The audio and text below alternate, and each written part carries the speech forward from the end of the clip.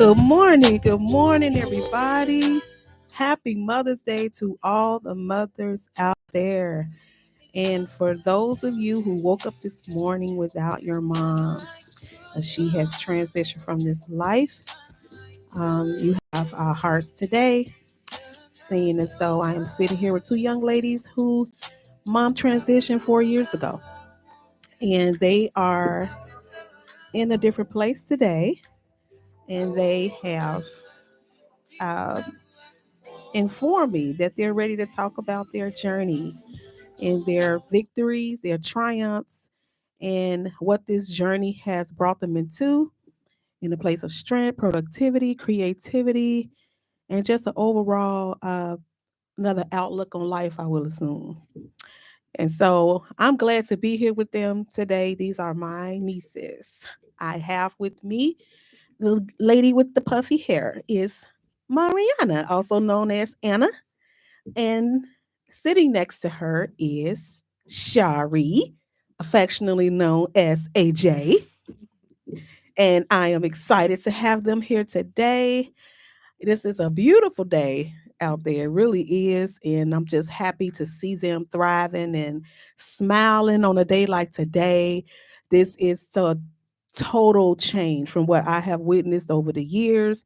But nonetheless, the journey I have been privileged to stand in the place of a guardian in their life. And it is an honor on my sister's behalf. I don't take it lightly. I, one, was very undeserving of this place. And regardless of how much confidence she had in me, I dealt strongly with survivor's guilt because I felt like she had fought so hard and suffered for so long for something that seemed like it was just handed to me on a silver platter. And for that, I was angry and I didn't know how to process through that and at the same time be what I needed to be. And I'm just being transparent to them because I felt in a way like I don't know how, but I felt in a way that I had her love or I was in a position to give love and I could never measure up to her. So it was like, man, how do I deal with this? And sometimes when people are looking, of course, the kids are front and center. What y'all was going through was totally took priority over whatever us adults was feeling, but nonetheless, I embraced therapy and counseling and everything else I could find because I was like, I don't know, this is different. Being a mother, I had dealt with trauma, neglect, abuse, all of this. But a grieving child, and not only grieving children, but the fact that I was grieving too and couldn't grieve because I had to be there for y'all. So I was in a tight spot. But when I tell you that God has been all of our strength, and we did not see this day coming where it appeared that everybody telling y'all it's gonna be all right. And I don't even want to imagine what y'all was saying to y'all man because I know it was being in my head. I know what I was saying, but I want to give my own mother a shout out today. Mama Doris. Love my Mama Doris. My mother, if she's not seeing this, she will. I want to say happy Mother's Day to her. I got a little fun memory. I mean, not memory, but because she's still here, but I likes to share that, mothers, it don't come with a handbook. And you really don't know what you're getting yourself into till you actually become one.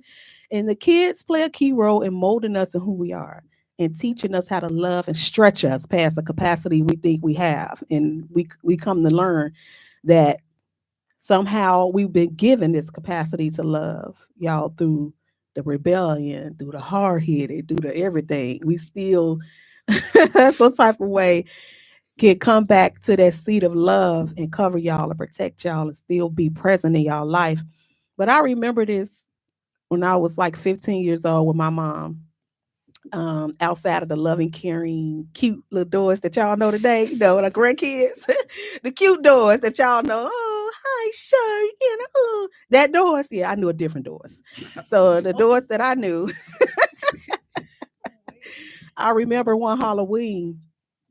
I wanted to be a hooker. And I had dressed up like a hooker for Halloween, and I had put on stuff when it got my granny fur, had this long ponytail in my head, and I was flouncing through the house like, yeah, I'm gonna be a hooker for Halloween. I was about 15.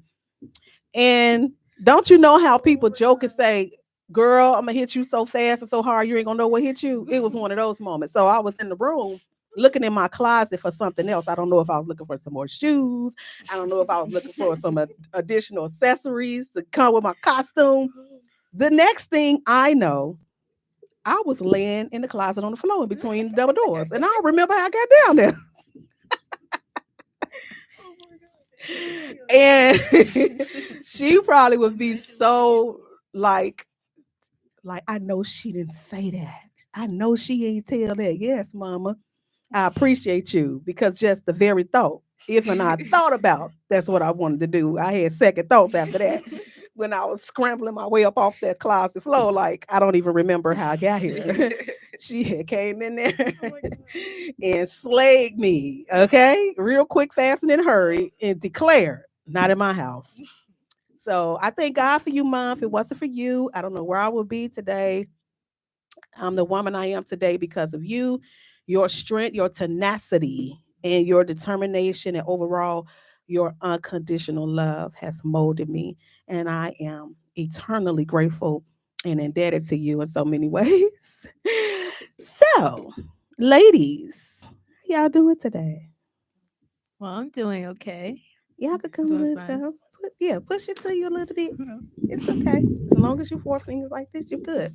We want you to talk in the mic so we can hear Okay. you. Okay. Well, today, it's a pretty hard topic and day to live through, especially, because our mother has passed on with the Lord.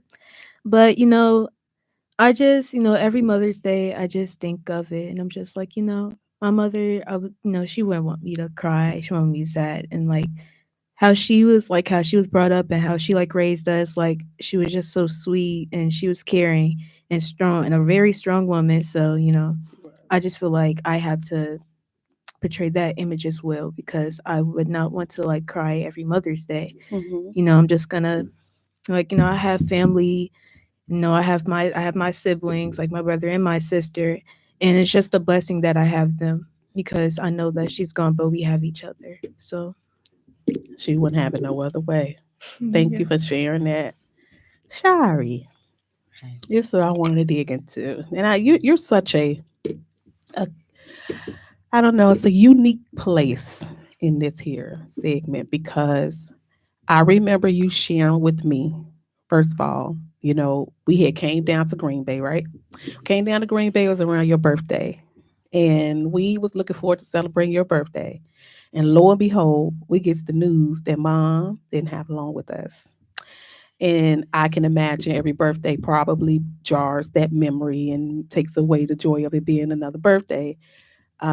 However, um, one of the things that on this other side of strength, now that I see you coming into your strength and your identity and your own person, through the trauma and everything, one of the things that I admire is the fact that when you share with me that even in your place of desperation, of you knowing you did not want to lose her, but yet somehow you found the courage and the strength to give her being at her bedside to give her permission to go.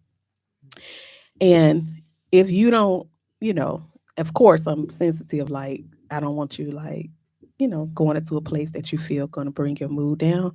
But whatever, this attributes about you guys remembering her. So, in your own words, whatever you feel like you want to share from, the memory that you have of her, the impact she left in your life, what you live by now, to that moment came, and then going to the other side of things. So, in your own words, you don't got to go in no particular order. Just flow and just, share with us. Um. You can pull that closer. All right. Um. Okay. So I don't know. My mom was my best friend, and like I don't know. We was just like this with each other. Basically, we was real close. And I always just knew, I always just younger, I always like, dang, like if she leave, like what, what's the point, like what's left for me. And Mhm. so in Wisconsin, even, or like, yeah, in Wisconsin, I was always like by her side. It was like I didn't want to leave the house. It was like always just, I don't know, I just like me and her. And I feel like now I'm a different person. I feel like I used to be like all locked up and like, I don't know, I want to say like sad or like just dark, like quiet, like to myself. And like today, like I feel like more traits of her are kind of on me. Um, I changed my like mindset to be more forgiving.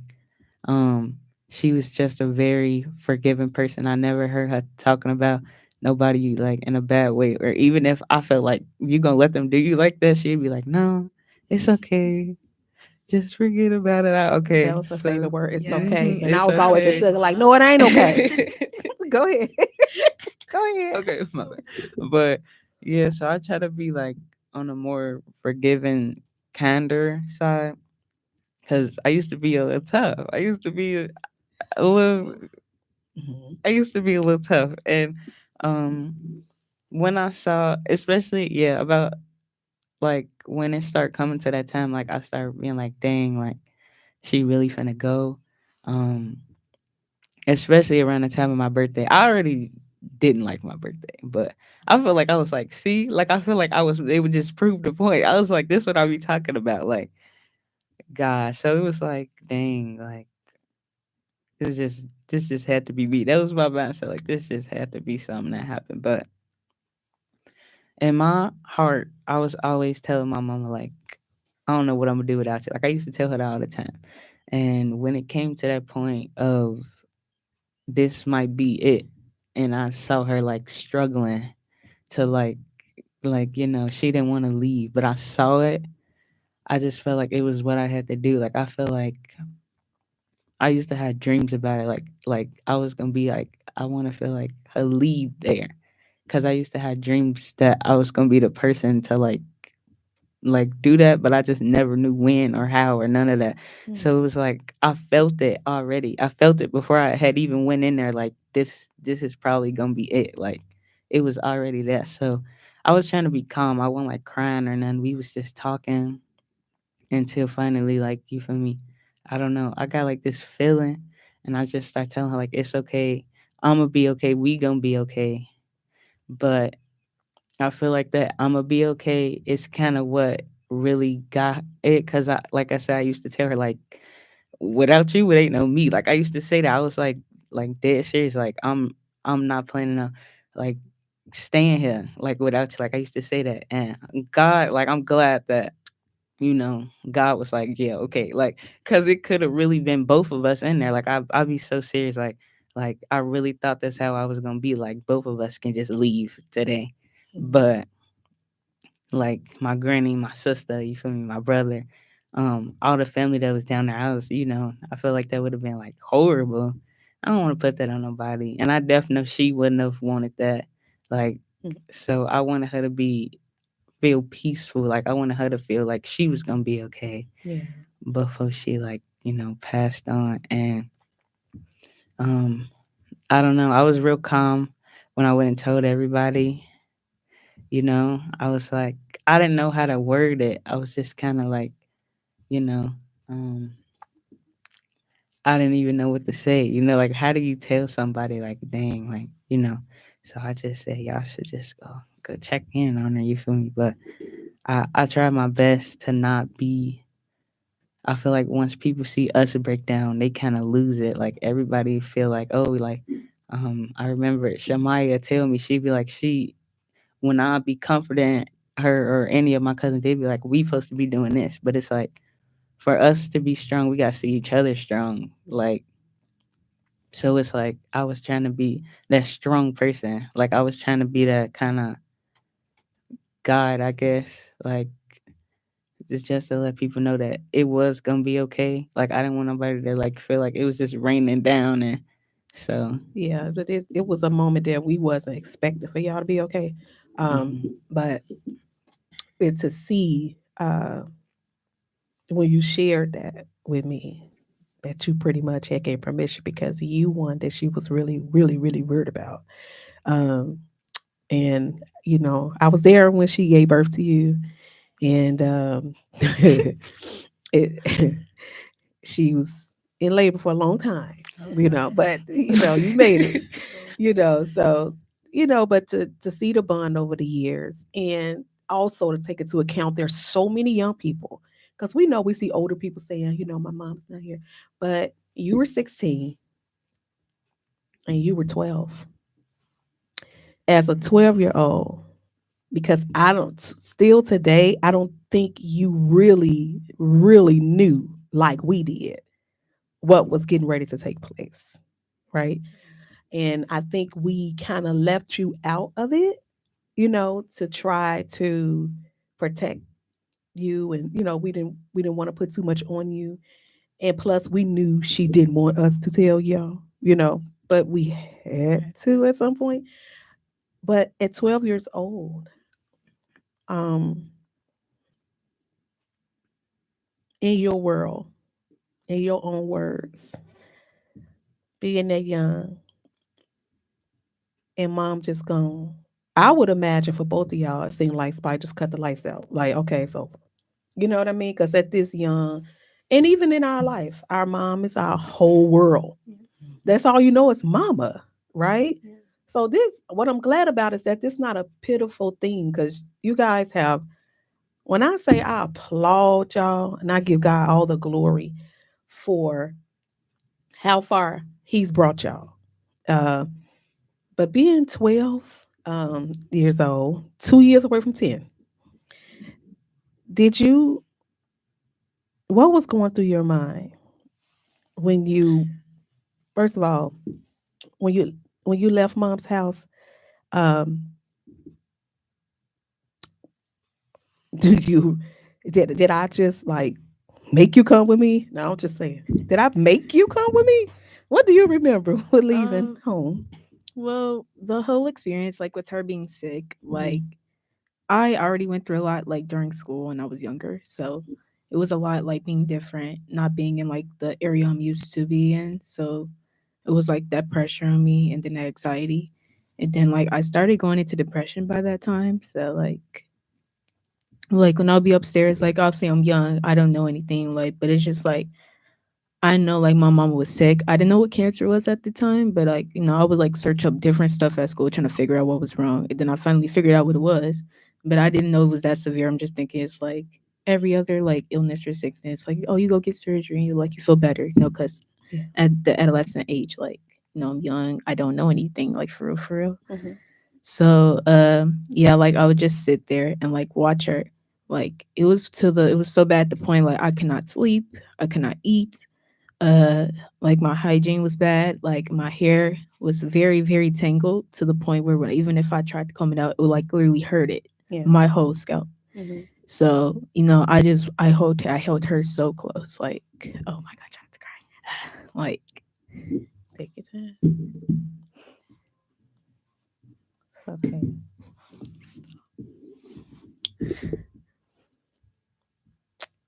it was very hard. Okay. All right. So I'm gonna I just, and by the way, because I know how it could be, who's watching. I see somebody that came on. Um Shari actually initiated this conversation, which took me by surprise, because you're not one that wants to be like openly seen and talking to people. So when I asked you, I said, "What you want to talk about?" I was in the inside hoping that it would be anything but this. Like, you know what I mean?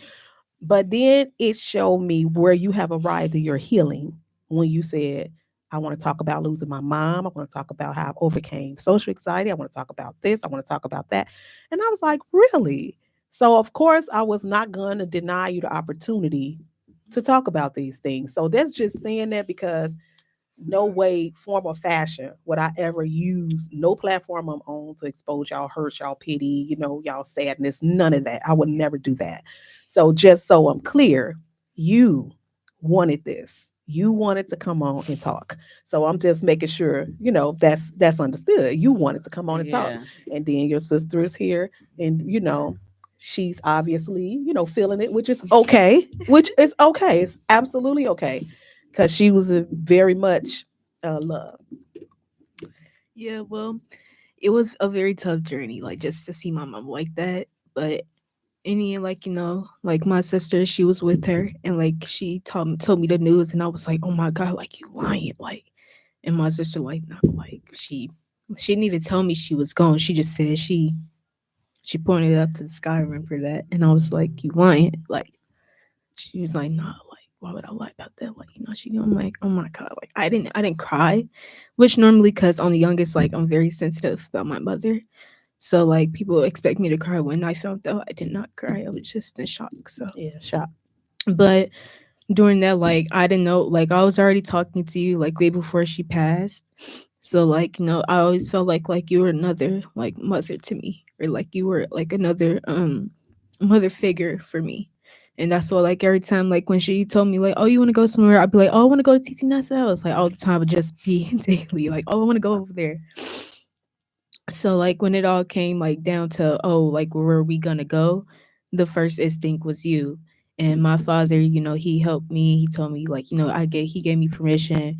My other aunt Maria, she took me shopping to get clothes and other stuff that I needed. So it was basically like just happened like so quick for me. I'm just like, oh, like moving just like that.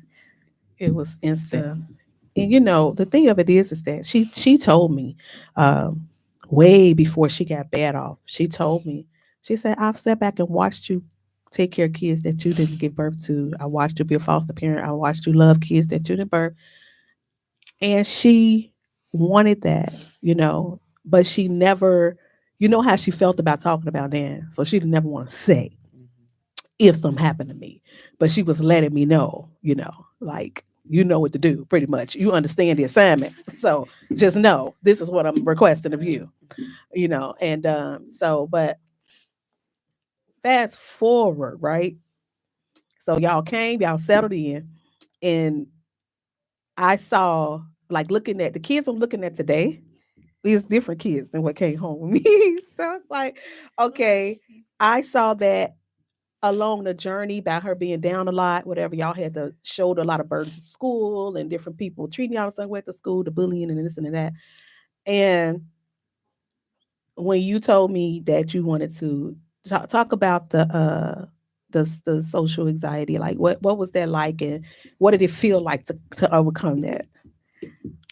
Okay. I'm actually pretty excited to talk about this because I love who I am now. But when I first like got with you, like first like started going to real school, I couldn't even. I was shaking bad. I I didn't want to remember. look at nobody. I had a hat on, hoodie on. Like I didn't talk. Like my teachers thought I was, kids thought I was, one of the special ones. They was like, I know a lot of my friends said they thought, I'm not gonna lie, you came here. I thought you was part of like the sped kid class, and I was like, yeah, it was. I didn't want to like, yeah, I would like always duck my head like going places. Not even just school, like the store. I didn't like going to the store. Like I didn't like being outside. None of that. Like I was just shy to myself. Like if I don't make friends, oh well. Like that's how I And was. what did you tell me when I was first getting ready to enroll you in school? You told me, I'm not going. And I was like, yes, you are. And you was like, no, I'm not. And we went through a whole brawl back and forth because you were determined Yes, you weren't going to school. because And I'm like, you're going to school. But the thing of it is that I knew what you was dealing with. But I also was very strategic on how I was moving because you was not wide open to me like Anna. You was not. And not really to nobody but mom. You wasn't wide open like that. So I had to move different with you, but I also knew the challenges that was coming my way as well. So for me, I felt like I knew that you were going to overcome that. I knew it was going to take time for you to prove that to yourself. It wasn't that. It's like, I believe that you're gonna overcome this. And you was kind of like, no, no, no, no, you just don't understand. And then I just tell you, I ain't going no school. You just gonna make me go. I said, I'm like, ooh, Lord, the grace. But I remember walking you to the door, and I remember you shaking really bad. So the social worker had to come out and get you and walk you inside the school. And then what happened after that? You say you was there, you had your hood on, you did all that stuff. When did it start to get better? Like, when did you notice, yeah, this is kind of cool? Um, I think it was after we stopped like hybrid classes, and like after when my like I don't want to say when my mental health was real bad, and I had to go off to the trenches. Um, when I was there, I want to say I felt like it was a lot of people like I could talk to and relate to, and that's kind of where I really start like taking on the name AJ. They would call me that in there, and I was I like, called you. okay, I did. you I was take the your first one credit. called you AJ. I have to say, I was the first one called you AJ. I don't know if you remember that. Ashari Jalay is where I got it from. I called you But AJ. Go ahead. so yeah, so after I left there and I started like and I went back to school, it was like I don't know. I guess I started becoming more I don't want to say full of myself, but it was like there in the trenches, I was like hot stuff. So I was like, okay, well if they thought that then obviously and I go at school. So I started I think it was I want to say gym class. It was the new class session and it was a lot of people in there, and they immediately was like, "Oh my gosh, I've never seen you before. Who are you?" And I was like, "I'm AJ." And it wasn't like, and it was like head up high, like not tucked, not shaking, none of that. And I don't know, I was just being myself. Once I started like working out and like putting myself out there, and like I don't know, I was figuring out my little dress style and stuff. And Got your little job at Jules and everything. yeah, I thought I was like, So after that, I don't know. I started becoming real popular like in high school. Like my English teacher, Miss Wagner, she was telling me I remember like we wouldn't even see your face if we didn't like if you didn't come to school. And now people come to my class that's not even in my class talking about some where is AJ at. So it was like it was pretty I was pretty tough. I'm not gonna lie. I was like So you went from not wanting to go to school, social anxiety, not wanting to be seen, heard, nothing, to being very popular. yes, That to must have been being such a beautiful transition and something you probably never expected to happen. no, like I tell people all the time, like you would never believe who I was back then. Like I'm so different. I got like such a big head and a big confident personality now. I used to be like, don't talk to me, leave me alone, like quiet whispering. Like even now, still though, people tell me like you talk mad low, like. But now it's like yeah, like I got a big little confident spirit, and I love to. I don't know, and then I don't know if it's the braces, but I love to smile. Like it's my favorite thing to do now. Like Amen. I, I love it.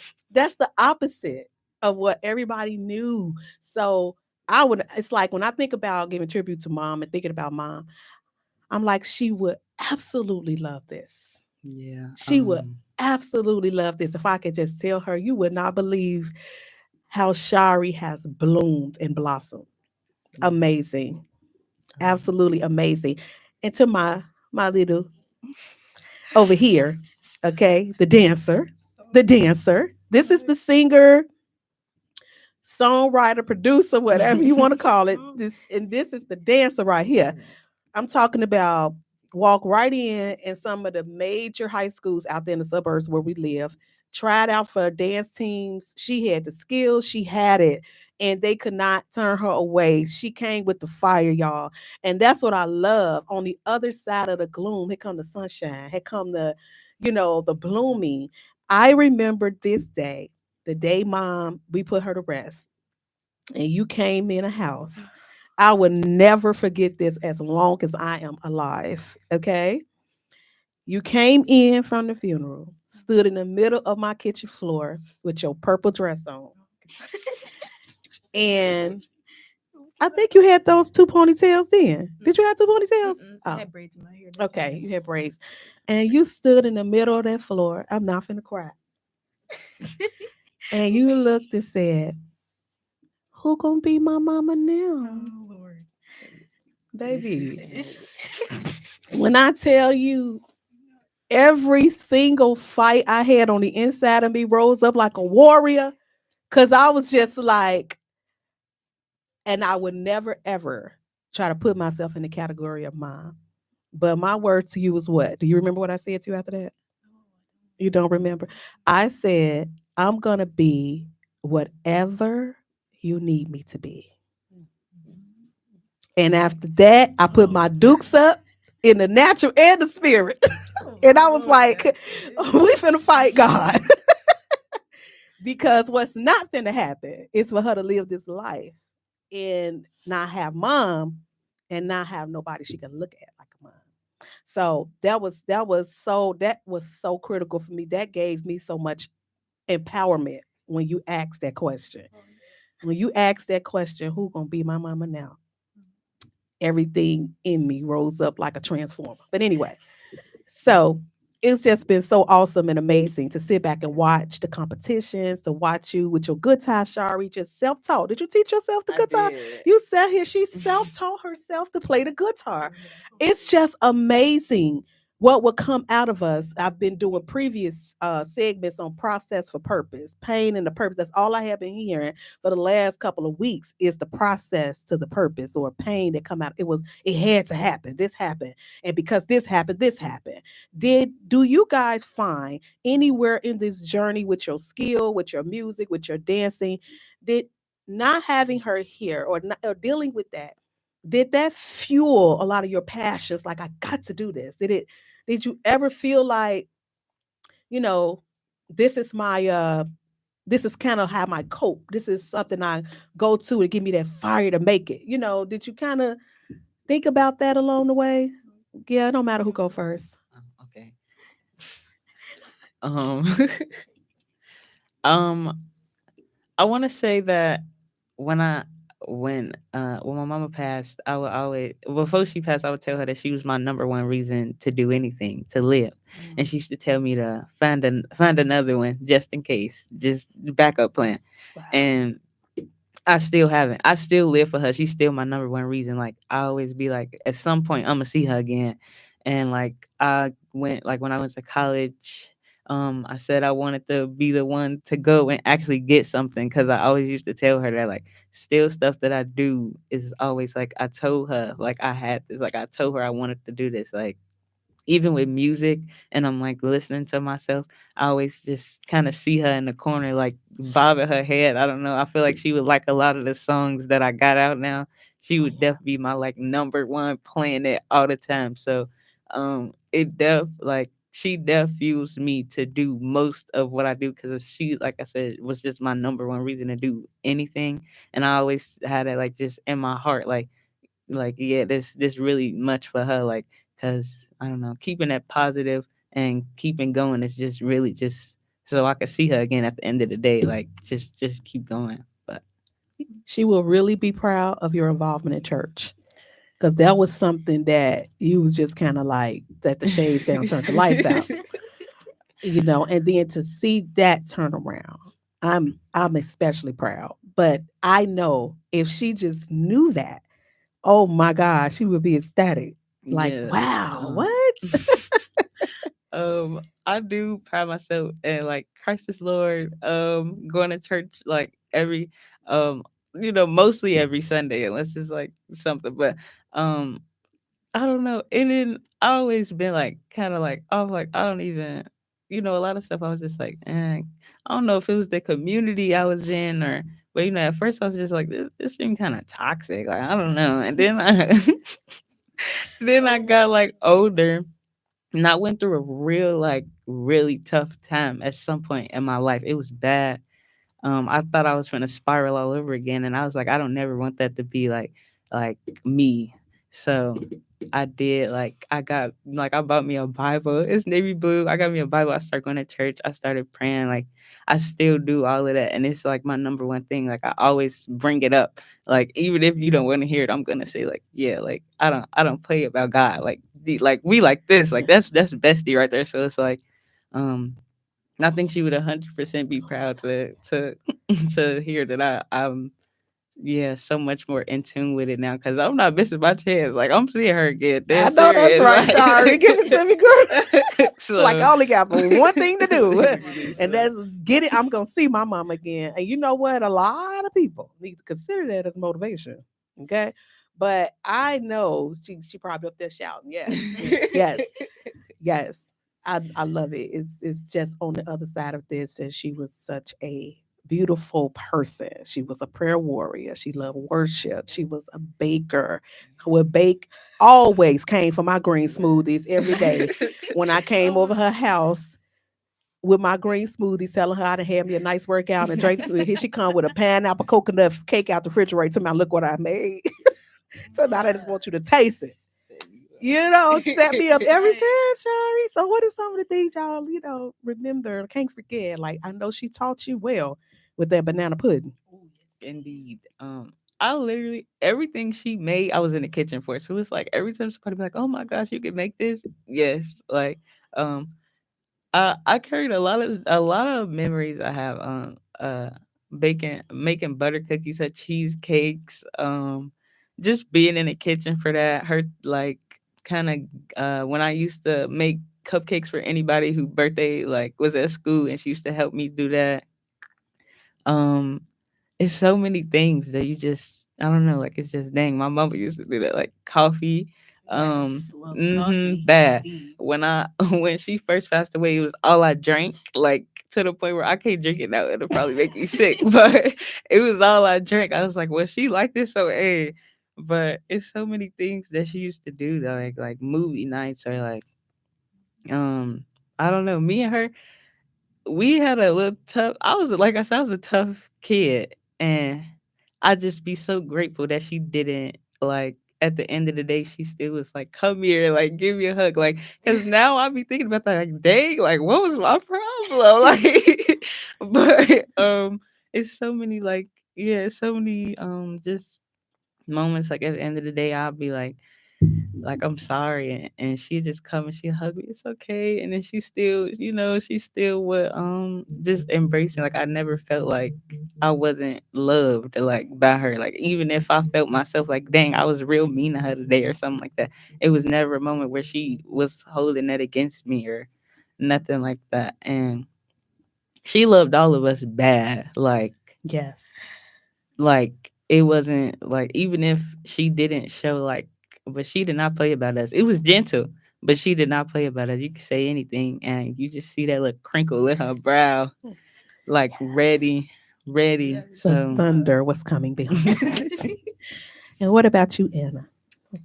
Well, like growing up, I was very like very stage fright. I did not like my mama like she saw me like I've been wanting to dance. Like the first time I ever danced was because I saw my brother doing it. You know, like how Chicago dance is like how to bop and all of that. And that made me want to dance. Like, oh my god, like I could do this too. And it was just like from there I wanted to dance.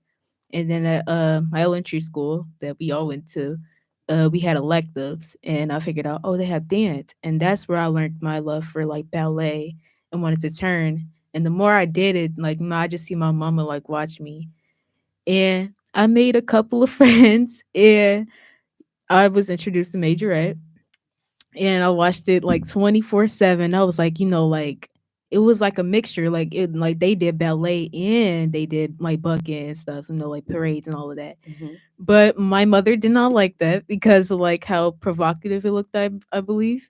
So to, so I had to let that go. But after she passed, it's just like like with depression, like it's stuff that you don't want to do anymore. I did not want to dance. I did not dance at all. Like I could not dance. I didn't want to draw. Like I drew, but it was just like I would give up instantly. Like I would just like I don't want to touch it. Like I don't want to do it. But as I grew, like when we came into your household, and like, and I grew, and like you told me, oh, like I like, you figured out like I wanted to dance, so you signed me up for the Park District dance, and I immediately got up in there and I did tryouts and you recorded me. I still remember, and I was just excited and happy, like, oh my god, like I did this, I did that, and it was like a fresh new start from there. And then like as I grew, I went to like my middle school, then I came to Bartlett High School, and I made the team, and then I had that little tough little fall. Like I was thinking about my mom, like, oh my gosh, she would have been so proud of me. Yes.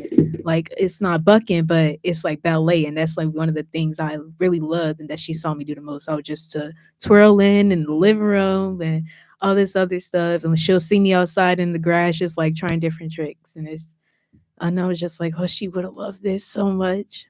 But as like I trained myself, the more I think about how much she would have loved how good of a dancer I was and how gracefully I have moved. Like it was definitely motivation from her as well, and not just a passion of mine. Wow. That's awesome, y'all. When I tell y'all, I don't know what the comments saying, Shari. You the closest. There's people talking. I don't know. We can see that. I miss her so much. That's Amaya Oh sister. yeah, I yeah. feel We that. all do. My God, I miss my sister. That was my homie. That was my girl. That was my one of my best friends. My sisters are my friends, really. And she was one of them. And being the youngest one, the baby girl, it's like she thought I had all the answers. She thought I knew everything. I'm like, I found out. She just knew I knew everything. I'm like, wow, how do you think that? But I just love the relationship we had. We was close. And she taught me a lot of things too. Growing up, I was the last one to learn how to cook. So she taught me, I was all about doing hair. So her and Maria both, they taught me a lot about cooking, outside of mom and grandma. And I just loved her sweetheart, her kind spirit, her servanthood, her servitude, the way she was. She cared about people, her love and her passion for the homeless. She sat at my table a year before she passed, and I still have the notebook today. The notebook that she left on my table, she wrote her vision down to feed the homeless. And she would always talk about she felt that was her ministry to feed and serve the homeless. But before we wrap this up, I want to talk about you with this music, girl. Sorry. You turned into a little beast out here. It's always the little quiet ones that don't have much to say that be real dangerous.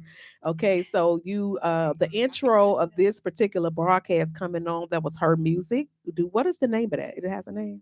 The song, Yeah. it's called "Pick Up the Phone." It's like the Star Trek, because the album is gonna be called "Pick Up the Phone." So yeah, I love my music bad. Um, it's my big. I could do a lot. I'm not gonna lie. Like I'm a jack of all trades, but I feel like as a sibling, when you see somebody else do something, you say, "Okay, I see." Like her, I could dance. We know I could dance, but she's the dancer. Like, and it's like for a minute, I didn't want to do music because I knew. I ain't gonna lie. I ain't trying to sound like arrogant or that, but I knew I had it. Like I was like, if I get out here for real, it's over with for a lot of people. So Yes. it's like, Come on here, girl. um. Yes. I love that attitude. Take over. Yes. So when I spoke to like Duke and Jamal, they was like big big supporters. Like they was a big boost of confidence for me because I wasn't sure I was gonna release anything, and they were like, "Oh no, like this is some." As Duke put it, he said, "This is a blueprint for perfection," and I feel like Love it. that's something to put just a big boost of A anything on blueprint me. for perfection. I love the way that dude think. He is Yeah. a genius. Go He ahead. is indeed. So, by like the end of this month, I want to say Yeah, tell like, us what's up. Give us the tea. yeah, okay. So, I want to say like May 20th, I will have my album out. It's called "Pick Up the Phone," and my Spotify name is Zai. Yeah. All of my like social media names are Zai Donis and How do you spell that? Xidonis. And then Mm, yeah, so Xidonis. Zai, yeah, Donis. Zai Donis. What inspired that name? Well, when I became AJ, I went through so many different artist names. My goodness, it was like it started off with like I don't even want to talk about that, but when I became my version of AJ, like y'all got y'all version of AJ, but my version of AJ, the A is like Adonis. And so I came up to Zai. It was just gonna be. I like the way it looked. It was gonna be like 11. That's my jersey number at basketball. That's uh like it's just one of my. It's my favorite. It's my favorite number. It was my jersey number. And then somebody was like Zai, and I was like, ooh, I like that. I like that sound tough. So that's how it came. That's how I picked Zai. But that's why. Yeah. And that's how I came up with like Zai and Zydonis. I feel like it's just when I'm in a like recording or in a studio, I feel like most of my songs say it in there like Zai. Like I just it's just my feel it. It's just like it's that thing I feel like it'd be catchy, like you introducing Zai. I feel like it sounds tough. Oh yeah. So yeah, I have a bunch of I make songs in like the way my man think, I'll be making songs in like 10, 20 minutes. Like, and I just when I like them, I like them, and that's why I be just putting singles out randomly, like because I'll be like, I like this, I want everybody else to hear it too. So the album is just something I've been working on for like maybe like 2 years. Like it's something I want to be like really special, and I'm excited to drop it like at the end of this month. I am because I feel like it's gonna bring me a lot of attention. It's gonna put me up there, and that's what I want. I want to be this star. I want to Okay. yeah. I I would want have to never be. seen that because you've never been a person that like attention or anything like that. And then with Anna, being a dancer and everything like that, if you do some videos, she can get in there and pop lock for That's you. what I was telling her. She Yeah, finna she be my can choreographer, choreographer. whether she And like it then or your not. brother, is also into music. He raps. I don't know his platform names. Uh, Marco. MGE, Lil Marco. Okay, MGE Lil Marco. That's Hmm. my sister's son, Marcus. He is how old? 23, He's finna be 20. 24. Okay, yeah, he's 23 Oh going man. on 24. I lose count after y'all make 18.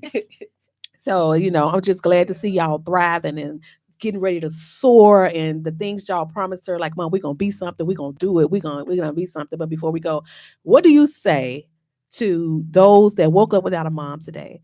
What do you say to a young kid that sat sitting in your seat before you got to where you at, that's just at that hopeless place of despair, like my life is over? What do you say? Y'all both take a few minutes individually to a kid that's facing the same loss. What do you say to encourage that kid today? um, I want to say that it's gonna get better. Like I know it don't seem like that, but me from being in such a sunken place and like just feeling like the grass will never be green. Like ooh, I hate it here. Like I it's bad. It does eventually get better. You have to kind of think of it as like they living through you. You living for them, and um, I feel like at the end of the day, you most likely are gonna see them again. I feel like once you start thinking like that, it makes stuff a little bit more easier. But I want to say don't ever give up. Like always think about that. Even when it's hard, just keep going cuz I know so many people are like dang, like this is my best friend, this was my life. I just feel like it's tough. Like it you are gonna have those days where you don't want to talk to nobody, where you feel like I don't even want to be here another day. But eventually you gonna be in that spot where you can overcome that and you can think about how proud they'll be of you. And when you see them again, it's gonna be like the best thing ever. So I just want to say you gotta keep your head up and keep thinking like yeah I gotta live for them. Like I gotta they would love to see me here. They would like hate to see me down. Like I feel like just thinking about them in the best light you can just brings your heart to like the place that it's supposed to be in. Love it. So I love it. What about you, Anna? Well, Zayden said everything, I but know. um, well, basically, well, for my foundation, like I feel like God was basically a big part because without Him, I would not be sane and I would not be here right Amen. now. indeed, amen. And Yeah. it's really like even if people like even if you're not like if you don't believe in God, but like find something that like motivates you and keeps you sane, like dance, how I did that, or music. Find a book, find something that'll get your mind off of it or reminds them of them, but doesn't like really break your heart like it would. So like like it's definitely a long process, but like once you get to that level where you feel like you're not really in grief anymore, it doesn't make you sick. Like you feel like, oh my God, like I don't know what to do. Like you're shaking every day. Like, Anxiety, yeah. yeah, like once you get stronger and you overcome that, like you become a bigger and better person. And you'll be like she said, like, like Zai said, you'll basically be like, oh yeah, I'm gonna do this for them, like, because I know they want me to be somebody, and you'll definitely get there one day. I love it. I love it. Absolutely love it. And so, what's the name of this song? It's Pick up called the Pick Up phone. the Well, we Phone. like it. We vibing to up in here today. Yeah. I'm gonna vibe on it all the way home too. But beat it on the speaker, baby. So it's good. That's the song, y'all. It's called "Pick Up the Phone." The album gonna drop May the 20th. Be sure to download it off what? Spotify, Spotify, Apple iTunes, Music, all Amazon, that. everything. It's on Yes, it's raw, everything. y'all. I'm Yeah. loving it at 46. It's doing something for me, y'all. So thank you for joining us this morning. We appreciate you. We pray that something has been said to uplift you today, that your joy, your comfort will be found in some of the things that they said. Go along today. Have a good time, y'all. And until next time, we will see y'all. We love y'all. Enjoy the rest of your day.